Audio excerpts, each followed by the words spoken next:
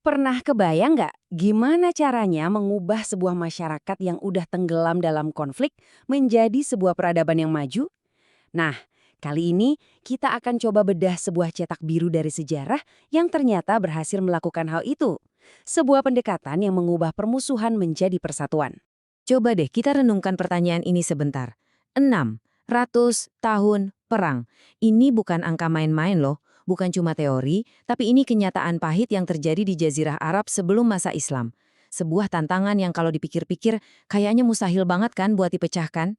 Oke, sebelum kita lompat ke solusinya, penting banget buat kita paham dulu masalah akarnya tuh apa. Yuk kita selami lebih dalam kondisi masyarakat Arab pra-Islam, sebuah era yang sering banget kita dengar dengan sebutan jahiliyah. Dan ini bukan cuma soal masyarakat yang terbelakang ya.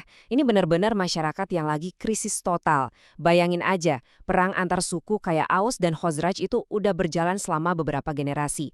Yang lemah ditindas di mana-mana, keadilan sosial itu cuma mimpi, dan harga diri manusia, apalagi perempuan, itu hampir nggak ada nilainya sama sekali. Singkatnya, fondasi sosial mereka tuh udah di ujung tanduk, udah mau runtuh. Terus, gimana dong cara memulainya? Nah, disinilah letak uniknya. Langkah pertamanya itu bukan angkat senjata, bukan perang fisik.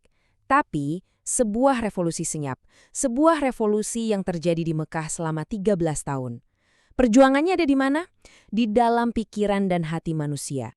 Nah, ini dia poin kuncinya. Sebelum kita ngomongin soal mengubah hukum, sistem, atau bahkan batas negara, fokus utamanya justru mengubah mindset, mengubah cara pandang dan nilai-nilai yang mereka anut.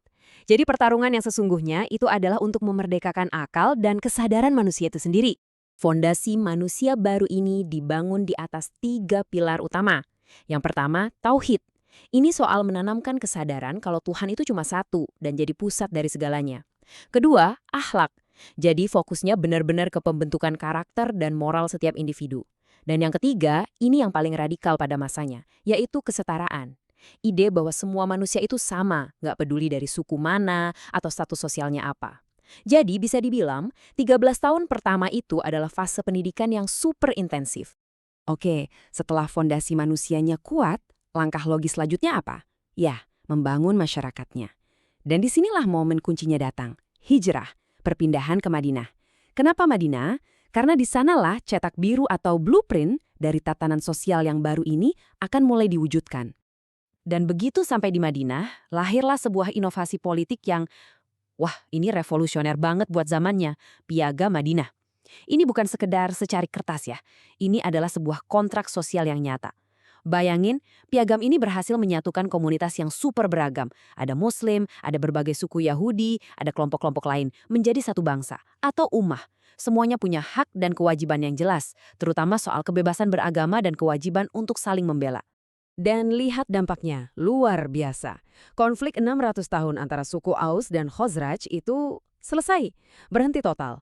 Loyalitas buta ke suku masing-masing diganti dengan ikatan ke komunitas yang jauh lebih besar. Perang yang tadinya seolah abadi, sekarang berubah jadi persatuan dalam satu bangsa. Nah, bagian selanjutnya nih, ini nih yang mungkin paling relevan buat kita di zaman sekarang. Konsepnya sebenarnya sederhana banget. Perubahan besar itu nggak diciptakan sama satu orang pahlawan super. Nggak, tapi oleh sebuah ekosistem. Sebuah sistem di mana setiap orang punya peran yang masing-masing dan semuanya itu penting. Ini dia tesis utamanya. Seringkali kata perjuangan atau jihad itu maknanya disempitkan, seolah-olah cuma soal perang fisik. Padahal, pendekatan kenabian ini nunjukin kalau perjuangan itu adalah sebuah proyek membangun peradaban, jauh lebih luas. Ini mencakup pendidikan, ekonomi, diplomasi, reformasi sosial, semuanya. Kita mulai dari peran pertama, cendekiawan. Coba pikirin, ketika seorang ilmuwan atau guru belajar dan mengajar menjaga api pengetahuan tetap menyala, itu adalah bentuk perjuangan.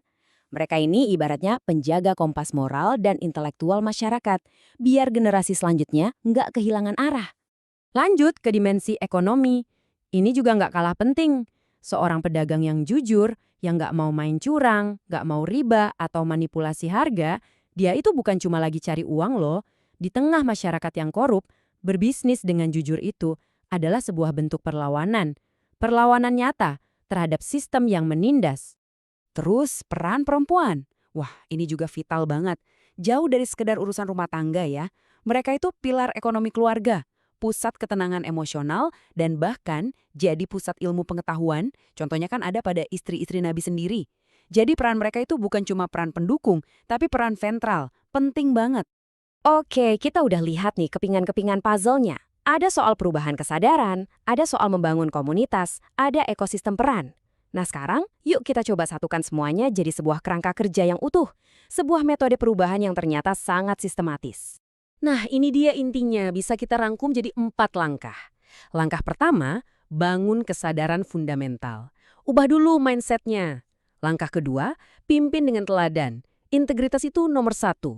Langkah ketiga, buat langkah strategis untuk menciptakan ruang aman. Contohnya ya hijrah itu untuk bisa membangun basis baru. Dan yang keempat, satukan dan bangun institusi. Rangkul semua kelompok yang berbeda, lalu bangun sistem sosial yang adil. Kayak Piagam Madinah itu.